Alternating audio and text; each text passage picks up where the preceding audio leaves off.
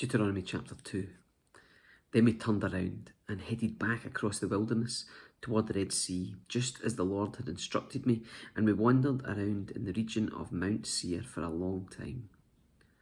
Then at last the Lord said to me, "You've been wandering around in this hill country long enough. Turn to the north. Give these orders to the people. You will pass through the country belonging to your relatives, the Edomites, the descendants of Esau, who live in Seir. The Edomites will feel threatened, so be careful. Do not bother them, for I have given them all the hill country around Mount Seir as their property, and I will not give you even 1 square foot of their land. If you need food to eat or water to drink, pay them for it. For the Lord your God has blessed you in everything you have done. He's watched your every step through this great wilderness. During these 40 years, the Lord your God has been with you, and you have lacked nothing."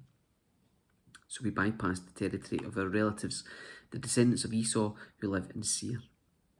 We avoided the road through the Arabah valley that comes up from Elath and Ezion-Geber.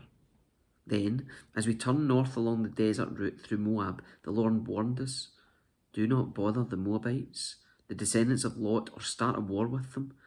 I've given them Ar as their property, and I will not give you any of their land."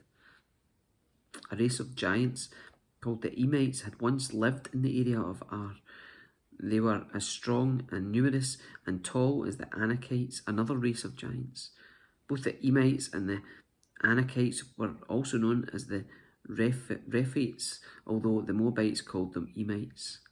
In earlier times, the Horites had lived in Seir, but they were driven out and displaced by the descendants of Esau, just as Israel drove out the people of Canaan when the Lord gave Israel their land. Moses continued, "Then the Lord said to us, 'Get moving, cross the Zered brook.' So we crossed the brook. 38 years passed from the time we first left Kadesh Barnea until we finally crossed the Zerek brook. By then, all the men old enough to fight in battle had died in the wilderness, as the Lord had vowed would happen. The Lord struck them down until they had all been eliminated from the community. When the men of fighting age had died, the Lord said to me, 'Today you will cross the border of Moab at Ar and enter the land of the Ammonites, the descendants of Lot. But do not bother them or start a war with them. I've given the land of Ammon to them as their property, and I will not give you any of their land.'" That area was once considered the land of the Rephaites, who had lived there through the Ammonites, though the Ammonites called them Zamzumites. They were also as strong and numerous and tall as the Anakites, but the Lord destroyed them so the Ammonites could occupy the land. He had done the same for the descendants of Esau who lived in Seir, for he destroyed the Horites so they could settle there in that place. The descendants of Esau live there to this day.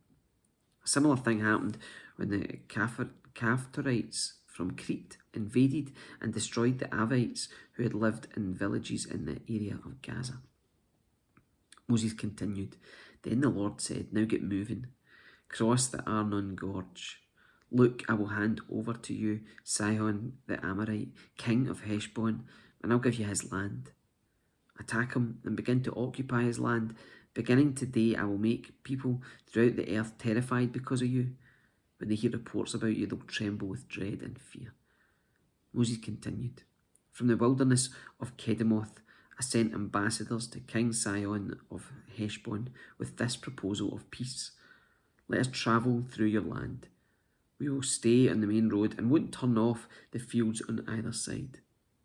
Sell us food to eat and water to drink, and we will pay for it. All we want is permission to pass through your land.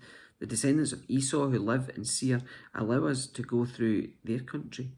And so did the Moabites who lived in Ar. Let us pass through until we cross the Jordan into the land the Lord our God has given us.'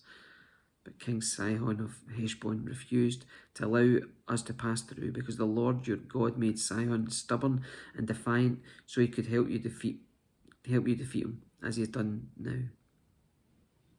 Then the Lord said to me, 'Look, I've begun to hand King Sihon and his land over to you. Begin now to conquer and occupy the land.'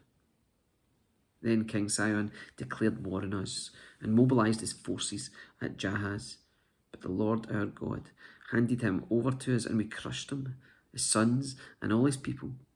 We conquered all his towns and completely destroyed every one, men, women, and children. Not a single person was spared.